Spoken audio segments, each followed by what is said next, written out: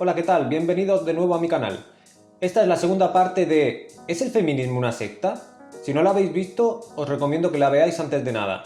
Bueno, vamos al tema que si no, no acabamos. En el vídeo anterior habíamos visto en qué consisten las técnicas de control mental. Aquí en cambio vamos a ver otras similitudes entre el feminismo y las sectas destructivas. El primer punto es el que trata sobre la doctrina de la secta.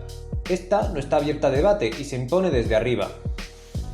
En mi opinión, en el feminismo ocurre exactamente igual. Si la doctrina dice algo, normalmente promulgado por los líderes mediáticos y políticos, y tú la quieres matizar o no estás completamente de acuerdo, te conviertes en enemigo del movimiento y se te expulsará de él sin miramiento. Existencia de una doctrina interna y externa. Las sectas destructivas cambian su verdad para adecuarla a las necesidades de la situación, porque creen que el fin justifica los medios. Nadie llega el primer día a una secta y le dicen: hola, somos los adoradores del monstruo espagueti volador.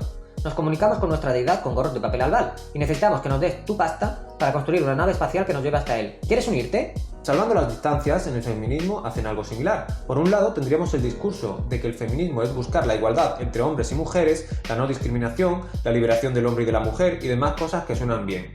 Por el otro tendríamos el discurso más misándrico o hembrista, que busca acabar con la igualdad ante la ley, conculcar los derechos de los varones y privilegiar a las mujeres.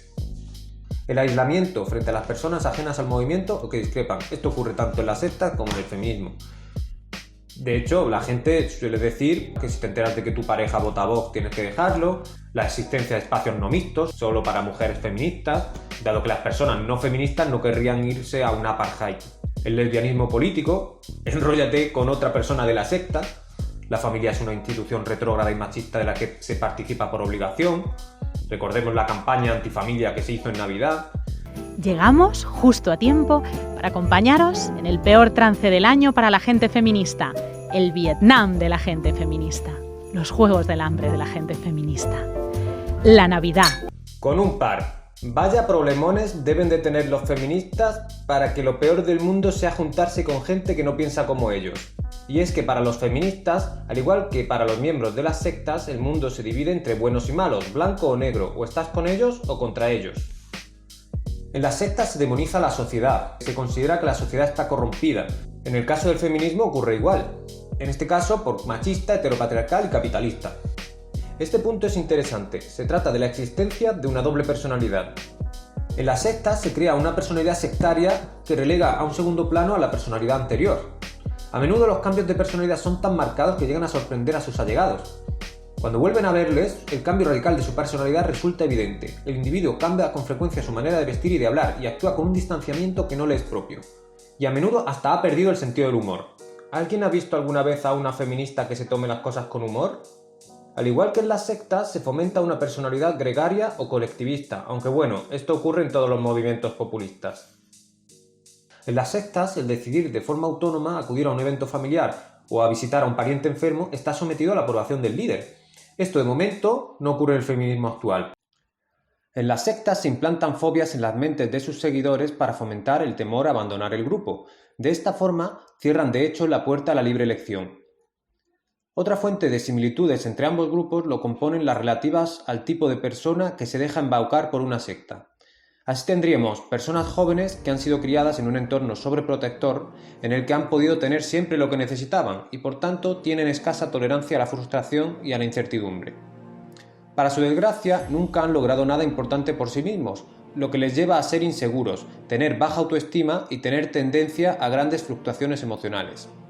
A pesar de que en el fondo saben que aún no han logrado nada, se esfuerzan en autoafirmarse en sus capacidades y en hacer algo importante.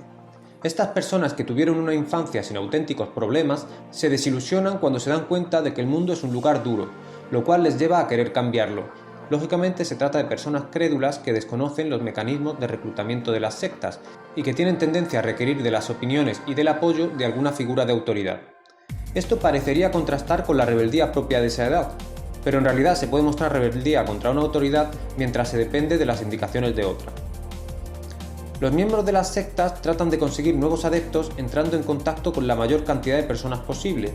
Aplican como una especie de triaje, viendo quién puede ser más o menos susceptible a sus encantos. En general, las personas que acceden a adentrarse en estos grupos pasan por un momento en el que tienen las defensas bajas, en general debido a la pérdida de un ser querido, debido a la pérdida de un empleo, por estar pasando un periodo de depresión, etc. La persona que ingresa en una secta destructiva disfruta durante las primeras semanas o meses de una especie de luna de miel. Le hacen sentir muy importante mientras toma forma su nueva vida en el grupo. Aunque la mayor parte de los miembros de las sectas declaran que son más felices que nunca en toda su vida, la realidad es por desgracia muy diferente. La vida en una secta destructiva es en gran medida una vida de dolor y sacrificio. Las personas que están en plena dedicación en la secta destructiva conocen lo que es vivir sometidos al totalitarismo, pero no son capaces de ver objetivamente qué les está sucediendo a ellos. Viven en un mundo de fantasía creado por el grupo. Como podéis ver, yo veo muchas similitudes entre las sectas y el feminismo. Eso no quiere decir que el feminismo sea necesariamente una secta, pero sí que creo que podría ser un buen caldo de cultivo para que algunos grupos de personas radicalizadas pudieran realmente crear organizaciones autónomas que pudieran comportarse como sectas destructivas. Al fin y al cabo, esto ya ha ocurrido con sectas políticas o político-religiosas, como la Visión de Paz Internacional, el Daesh, la Iglesia de la Unificación Mundial, la Unificación Comunista de España, aunque no está claro que sea una secta. Hay que decir que la acusación que durante años ha recibido la Unificación Comunista de España de ser una secta no puede realizarse públicamente desde hace algunos años, pues dicha acusación está perseguida por el Poder Judicial. Para defenderse de estas acusaciones, la Unificación Comunista de España dispone desde hace tiempo de una serie de abogados que intervienen en toda página web o documento escrito que los asocie con la palabra secta. Ojo, que yo no digo que lo sea ni que no lo sea, no tengo suficientes datos ni para lo uno ni para lo otro, no me denuncien por favor. Antes de irme, quiero lanzar una última reflexión. ¿Por qué no se dan charlas ni existen asignaturas en los institutos o en las universidades para concienciar sobre los riesgos de las sectas, si precisamente las personas más susceptibles son las que están en esas edades? En mi opinión, la respuesta es muy sencilla. Porque aunque no lleguen a los extremos de las sectas, los políticos también se sirven de los mecanismos de control mental para fanatizar a las personas. Después de haber visto este vídeo, ¿no crees que es posible considerar que podría haber países enteros como Corea del Norte que estén bajo el gobierno de una secta? ¿No fue eso mismo lo que le ocurrió a la Alemania nazi? Si os ha gustado el vídeo, dadle a like, suscribíos y todas esas cosas que se dicen. Me despido de vosotros, un abrazo fuerte y mucho ánimo durante la cuarentena.